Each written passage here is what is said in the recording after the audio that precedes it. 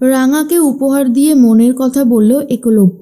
সম্পূর্ণ জানতে ভিডিওটিতে একটি লাইক করে দেখতে থাকো।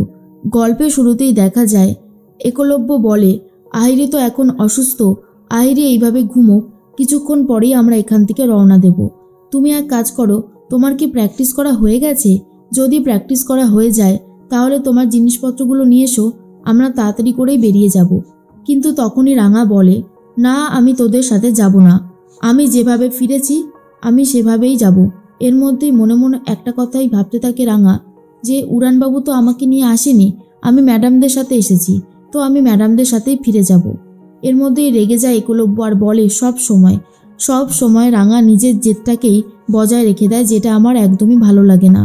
তার মধ্যেই রাঙা নিজের ঘরে চলে যায়।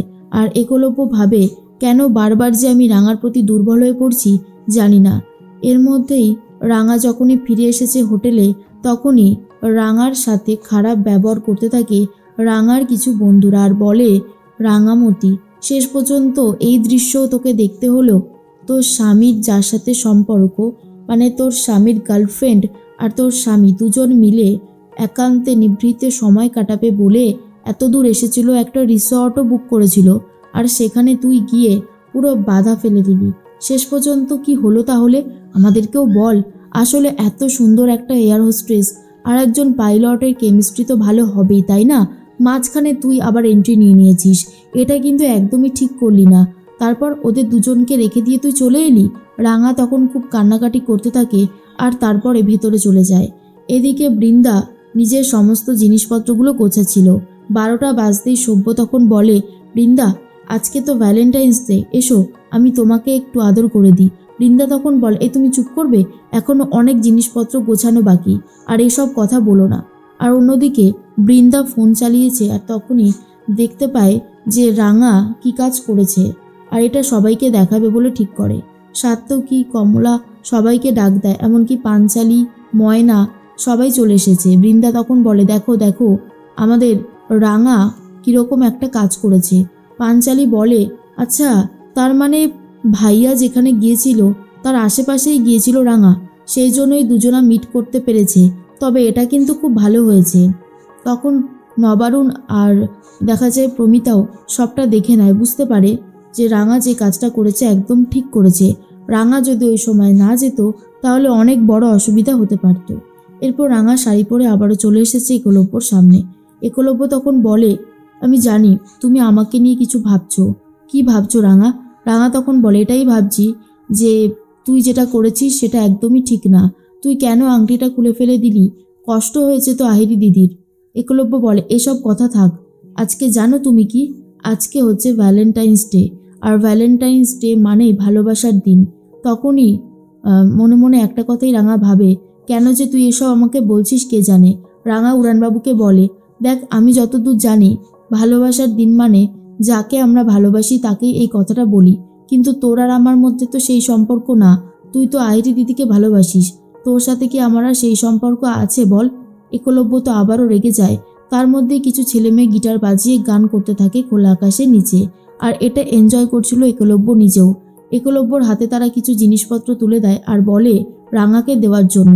তখনই একলব্য রাঙাকে উপহার দেয় আর বলে, রাঙা, আমি তোমাকে কিছু বলতে চাই। কিন্তু নিজের মনের কথা যখনই খুলে বলবে বলে ঠিক করেছিল রাঙাকে, রাঙা তখন বলে, থাক না উড়ানবাবু, এই সমস্ত কথা আমি আর শুনতে চাই না। যা হবার তা তো হয়েই গেছে, তুই বরং জিনিসপত্র গুছিয়ে নে, তোকে তো ফিরতে হবে নাকি। এর মধ্যেই একলব্যর কাছে ফোন করেছে প্রমিতার, বলে, আক্কু, আমি এসব কি দেখছি? তুই না বলে কয়ে আহিরিকে নিয়ে এত দূরে চলে গেলি কেন? তুই ভুলে গেছিস তোর বিবাহিত স্ত্রী আছে, রাঙা আছে। তারপরে তো দেখলাম রাঙাও ওখানে চলে গেছে। ব্যাপারটা ঠিক কি দাঁড়ালো? এটা কিন্তু একদমই ঠিক হলো না আক্কু। তখনই একলব্য বলে, মা, আমি তোমাকে সবটা গিয়ে জানাবো, এখন এখানে কিছু জানানোর মতো নেই। কিন্তু তখন প্রমিতা বলে, জানানোর কিছু নেই মানে অনেক কিছুই আছে, যেটা হচ্ছে সেটা ঠিক হচ্ছে না। এর মধ্যে রাঙাকে চায়। রাঙা তখন বলে, হ্যাঁ বল, কি বলতে চাইছিস? প্রমিতা বলে, শোন, তুই যেভাবেই হোক ফিরে আয়, আর তোর সাথে আমার কিছু কথা আছে। তবে তুই কিন্তু কোনো বিপদের মধ্যে পড়িস না রাঙা, তাহলে আমার খুব খারাপ লাগবে। আর দেখ, যতই হোক না কেন আহিরির সাথে সম্পর্কটা তো এখন আর আগের মতো নেই আক্কুর। এখন তোকে বিয়ে করেছে আক্কু, তোরা দুজনে ভালো থাক, আমি সেটাই চাই। কিন্তু রাঙা বুঝতে পারে এই সম্পর্ক ভালো হবার নয়, কারণ যেখানে আহিরি দিদি ভালোবাসে একলব্যকে সেখানে কি করে সম্ভব। ফোনটা তো কেটে দেয় রাঙা। তখনই নবারুণ বলে, কি হয়েছে? প্রমিতা বলে, দেখো আমি জানি আহিরির সাথে একলব্যর একটা সম্পর্ক ছিল, কিন্তু রাঙাকে বিয়ে করার পর তো সেই সম্পর্কের কোনো মানেই হয় না। কেন যে আক্কু এটা বুঝতে পারছে না আমি সত্যি বুঝতে পারছি না। তখন নবারুণ বলে, আমার মনে হয় আক্কুকেও একটু সময় দেওয়া উচিত, ও তাহলে তাড়াতাড়ি করে গুছিয়ে নিতে পারবে। আসলে ও তো ভালোবেসেছিল আহিরিকে, ভালোবাসার টান ছিন্ন করা এত কি সহজ? কি যে তুমি বলো না প্রমিতা। প্রমিতা বলে, আমি রাঙাকে নিজের মনের মতন করে বড় করব, ওকে গুছিয়ে দেব, আর আক্কুর একেবারে মনের মতন তৈরি করে দেব, যাতে আক্কুর এটা মনে না হয় যে রাঙা তার যোগ্য স্ত্রী হতে পারেনি। এদিকে রাঙা তো ঘুমিয়ে পড়েছে, ঘুমিয়ে ঘুমিয়ে স্বপ্ন দেখতে থাকে একলব্যকে কেউ টেনে নিয়ে যাচ্ছে। তখনই রাঙার ঘুমটা ভেঙে যায়, আর ম্যাডাম এসে বলে, কি হলো রাঙামতি, তুমি এখনো জিনিসপত্র গোছাওনি? আমাদের সবারই তো জিনিসপত্র গোছানো হয়ে গেছে, আমরা তো এক্ষুনি ফিরে যাব। তুমি তাড়াতাড়ি করে নিজের জিনিসপত্রগুলো গুছিয়ে নাও। আর কালকে যেটা করলে সেটা কিন্তু একদমই ঠিক করোনি। যতই তোমার স্বামী এখানে আসুক না কেন, তুমি তো আমাদের রেসপন্সিবিলিটি, তুমি তো আমাদের সাথে এসেছিলে, তাহলে তুমি চলে গেলে কেন? যা হয়ে গেছে হয়ে গেছে, আর কখনোই এরকমটা করবে না। নাও এখন ঝটপট তৈরি হয়ে নাও। রাঙা তো তৈরি হতেই যাচ্ছিল, তখনই ফোন করেছে সত্যজিৎ বাবু আর বলে, রাঙা তুমি আমার ফোন ধরছো না কেন? তোমাকে না পেয়ে তোমার বাড়িতেও আমি ফোন করেছি অনেকবার, তোমাকে আমি কিছু জানাতে চাই। তখনই রাঙার মনে পড়ে যায় নবারুণ ঠিক কীভাবে বলেছিল, কিভাবে প্রোটেস্ট করেছিল রাঙার এই সত্যজিৎ বাবুকে হেল্প করা নিয়ে। তখনই সত্যজিৎ বলে, তুমি শুনতে পাচ্ছ আমার কথা? শোনো, তোমার যে নকল কোচ হয়েছিল সে কিন্তু পালিয়ে গেছে। কোথায় পালিয়েছে, কি করছে আমরা কিচ্ছু জানি না। তোমাকে সাবধান করার জন্যই ফোনটা আমি করেছি। আমি প্রয়োজন পড়লে তোমাদের বাড়ির সামনে পুরোপুরি পুলিশি প্রোটেকশন দিয়ে দেব, যাতে ওই অপরাধী কিছুই করতে না পারে। তখনই রাঙা বলে, না না, এসব কিছু করতে হবে না। আরে বাবা, এসবের কোনো প্রয়োজন নেই। তখনই সত্যজিৎ বাবু বলে, প্রয়োজন নেই মানে? অবশ্যই প্রয়োজন আছে। যদি তোমার কোনো ক্ষতি করে দেয় তখন আমি নিজেকে কোনোদিনও ক্ষমা করতে পারবো না। ভুলে যেও না, তুমি কিন্তু ওদের প্ল্যান ভেস্তে দিয়েছ, তাই ওরাও তোমাকে ছেড়ে কথা বলবে না। যা করার সাবধানে করবে, আর অচেনা অজানা জায়গায় তো যাবেই না। বুঝতে পেরেছো তো আমি ঠিক কি বলেছি?